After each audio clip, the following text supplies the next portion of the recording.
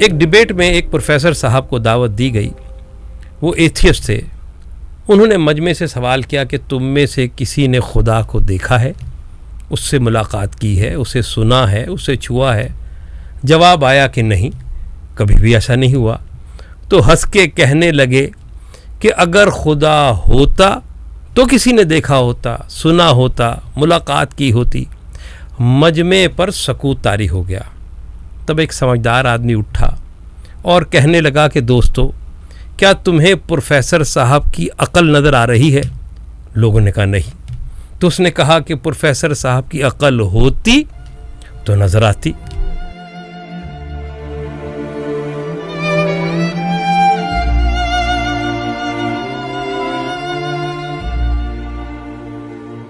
Professor صاحب نے بھی خدا کا انکار کیا, اس آدمی نے بھی عقل کا انکار کیا, اور اس عقل اور خدا کے انکار کی بنیادی وجہ یہ ہے کہ دونوں ہی سائنس کے بنیادی نقطے سے ناواقف ہیں. اور وہ نقطہ یہ ہے, وہ قانون یہ ہے کہ absence of evidence is not the evidence of absence, یعنی عدم ثبوت عدم وجود کی دلیل نہیں ہے.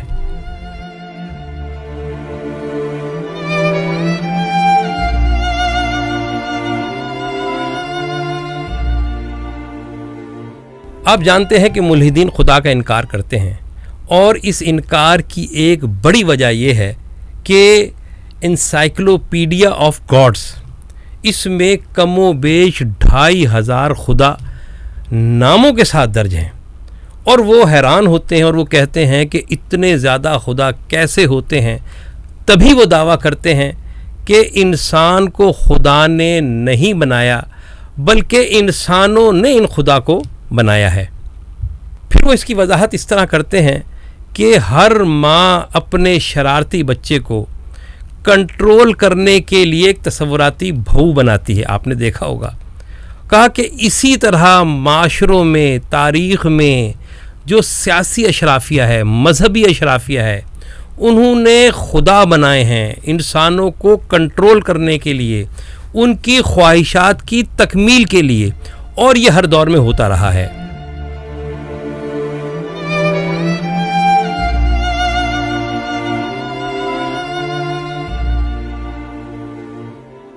اچھا, اب یہ نکتہ کہ خدا نظر نہیں آتا, خدا سنائی نہیں دیتا, خدا سے ملاقات نہیں ہو رہی, تو اس کی بنیادی وجہ کیا ہے؟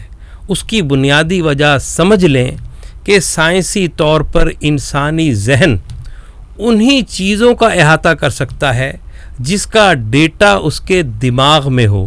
ہم پہاڑ دیکھتے ہیں, ہم آسمان دیکھتے ہیں, سورج, ستارے سب دیکھتے ہیں, اس کا ڈیٹا ہمارے دماغ میں ہے, لیکن آخرت کا ڈیٹا ہمارے دماغ میں نہیں ہے. آسمانی خدا کا ڈیٹا نہیں ہے, آسمانی نمائندوں کا ڈیٹا نہیں ہے, کتب کیسے نازل ہوتی ہیں اس کا ڈیٹا نہیں ہے, فرشتوں کا ڈیٹا نہیں ہے. اور اسی ڈیٹا نہ ہونے کی وجہ سے انسان ان چیزوں کا تصور نہیں کر سکتا. اچھا, اس کو ایک مثال سے سمجھتے ہیں. بگ بینگ دیکھیں. جب بگ بینگ ہوا تو سائنس کے مطابق ایک نقطہ تھا, سنگولیرٹی تھی, اور وہ بلاسٹ ہوئی, اور جب وہ بلاسٹ ہوئی تو پوری کائنات وجود میں آئی. تو سائنس یہ سوچتی ہے, میں سوچتا ہوں, سائنسدان سوچتے ہیں, آپ سوچتے ہیں کہ اس نقطے میں کیا تھا.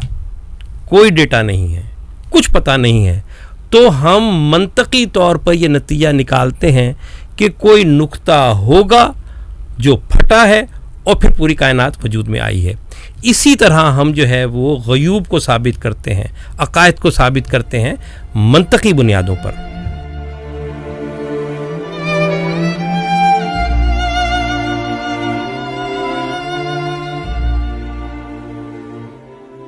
اچھا دیکھیں کہ میں نے اپنی زندگی میں آج تک کوئی ایک شے ایسی نہیں دیکھی جو بنی ہوئی ہو اور اس کا بنانے والا کوئی نہ ہو, یعنی خود بخود بن گئی ہو. آپ نے دیکھا کبھی؟ نہیں دیکھا ہوگا.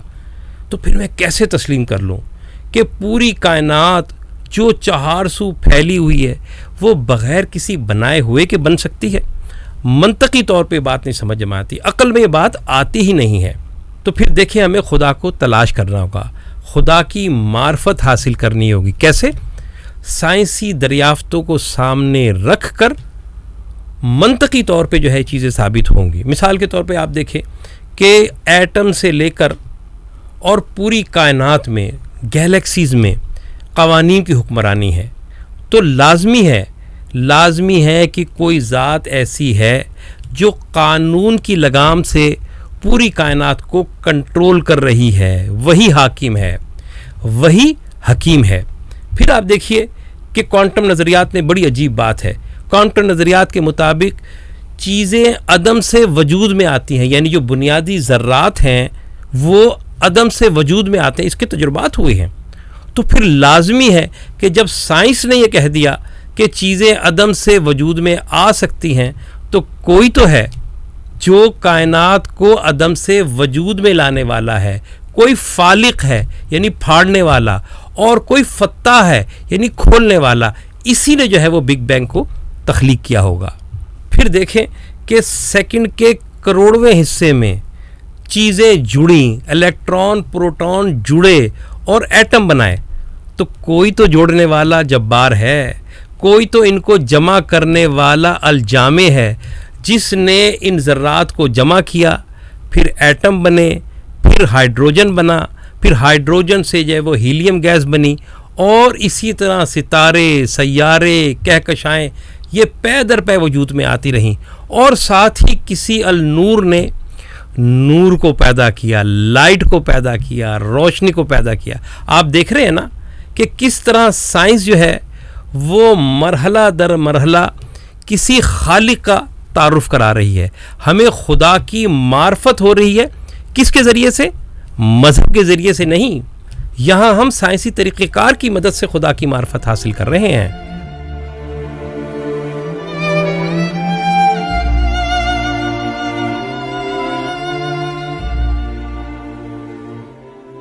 پھر آپ دیکھیں یہ جو عناصر آپ سنتے ہیں نا, در حقیقت یہ الیکٹران, پروٹون اور نیوٹران ہیں.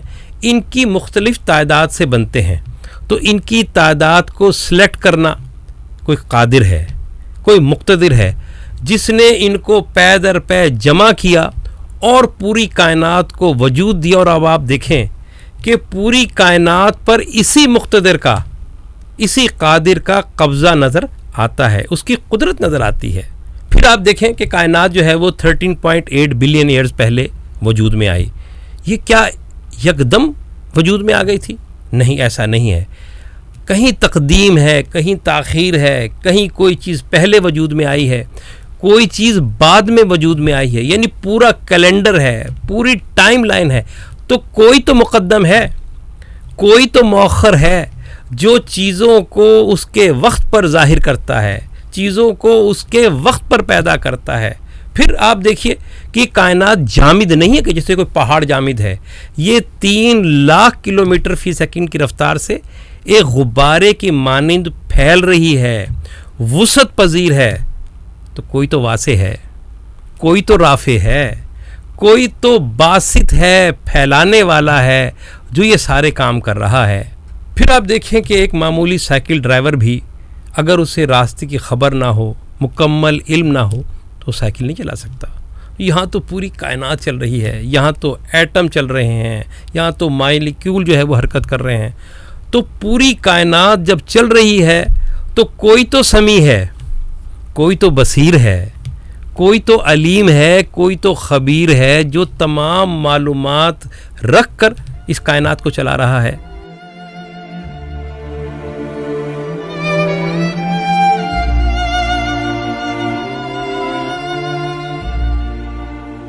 پھر آپ دیکھیے کہ مردہ مالیکیولز ہیں ایٹموں سے بنے ہوئے.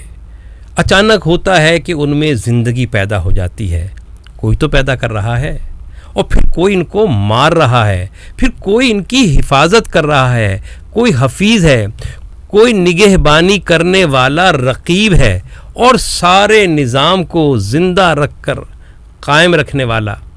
کیا وہ حی القیوم نہیں ہے؟ یقیناً ہے. پھر آپ دیکھیے کہ کوئی بھی تخلیق لے لیں, آپ کوئی چیز پیدا کر لیں, لازمی ہے کہ آپ اس کے اول میں بھی ہوں, شروع میں, اس کے آخر میں بھی ہوں. آپ کو وہ چیز ظاہراً کیسے نظر آتی ہو یہ بھی پتہ ہو, اس کا باطن کیا یہ بھی پتہ ہے.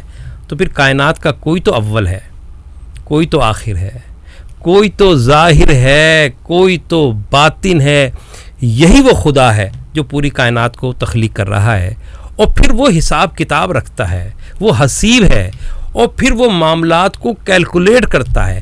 پھر آپ رحم مادر کو دیکھیں کہ اس میں بچہ مرحلہ در مرحلہ تکمیل تک پہنچتا ہے، بغیر محنت، بغیر طلب کے اس کو ماحول فراہم کیا جاتا ہے۔ تو یہ ماحول فراہم کرنے والا کون ہے؟ یہ رحمان ہے، یہ رحیم ہے، اور پوری کائنات بھی رحم مادر کی طرح ہے، نشو و نما پا رہی ہے، ارتقا پذیر ہے۔ تو کوئی تو ہے جو رب العالمین ہے کہ شروع سے لے کر آخر تک مرحلہ در مرحلہ تکمیل تک پہنچاتا ہے۔ پھر آپ دیکھیں کہ انواع و اقسام کی مخلوقات پیدا ہو کر اعادہ کر رہی ہیں، ریپیٹ ہو رہی ہیں، نئی نئی شکلوں میں ارتقا ہو رہا ہے۔ تو کوئی تو معید ہے کہ جو پیدا کرتا ہے اور پھر نئی نئی شکلوں میں اس کو پیدا کرتا چلا جاتا ہے۔ پھر آپ دیکھیں کہ یہی وہ ذات ہے جو چیزوں کو الگ الگ کرتی ہے، بنیادی جو مادہ ہے جس سے چیزیں وجود میں آتی ہیں انہیں الگ الگ کرتی ہیں، وہ باری ہے، اور پھر اپنی مصوری کے کمالات دکھاتا ہے کہ کائنات کی کوئی چیز دوسری چیز سے ملتی نہیں ہے، ہر چیز جو ہے وہ اپنی انفرادیت رکھتی ہے، جاندار ہو یا بے جان یا خود انسان۔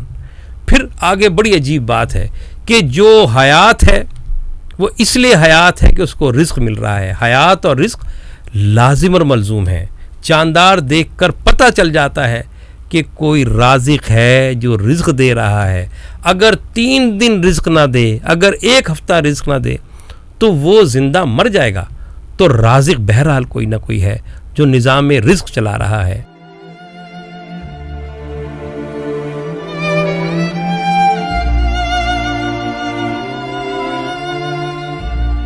اچھا دیکھیں کہ میں نے کائنات کو مرحلہ در مرحلہ پیدا کرنے کے حوالے سے کچھ صفات بتائی ہیں۔ یہ صرف مذہبی صفات نہیں ہیں، یہ تو سائنسی صفات ہیں، اور اس کا منطقی نتیجہ یہ نکلتا ہے کہ اس پورے نظام کے پیچھے کوئی انٹیلیجنٹ، کوئی گرینڈ ڈیزائنر، کوئی کریٹر موجود ہے جو یہ سارا نظام چلا رہا ہے۔ اب یہ الگ بات ہے کہ مسلمانوں نے اس کو اللہ کہا، ہندوؤں نے اس کو ایشور کہا، یہودیوں نے اور عیسائیوں نے اس کو یہوہ کہا، ٹھیک، اور یہ جو ہے یہ تمام مذاہب میں یہ صفات موجود ہیں۔ آپ ان کی کتابیں اٹھا کر دیکھیں، اور آپ کسی مذہب والے سے پوچھ لیں کہ جو صفات میں نے آپ کے سامنے رکھی ہیں کیا وہ اس کا انکار کر سکتا ہے؟ کوئی مذہبی کتاب انکار نہیں کرتی، کوئی مذہب ان کا انکار نہیں کرتا۔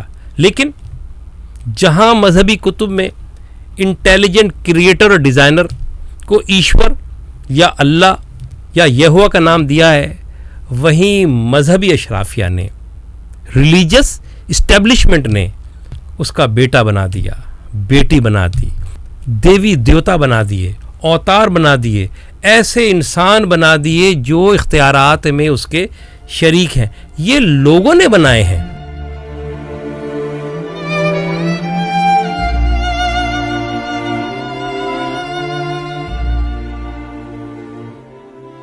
اچھا آخر میں 2 سوالات کرتا ہوں کہ اگر مذہبی اشرافیہ کے دعووں کے مطابق اس واحد انٹیلیجنٹ ڈیزائنر اور کریٹر یعنی خدائے واحد نے کسی کو اپنا بیٹا، بیٹی، دیوی، دیوتا، اوتار، اختیارات میں شامل کوئی انسان بنایا ہے، تو پھر اس کا ثبوت یہی اشرافیہ دے، وہ لوگ دیں جو یہ کہتے ہیں کہ خدا کا کوئی بیٹا ہے یا بیٹی، ثبوت تو ان کو دینا پڑے گا۔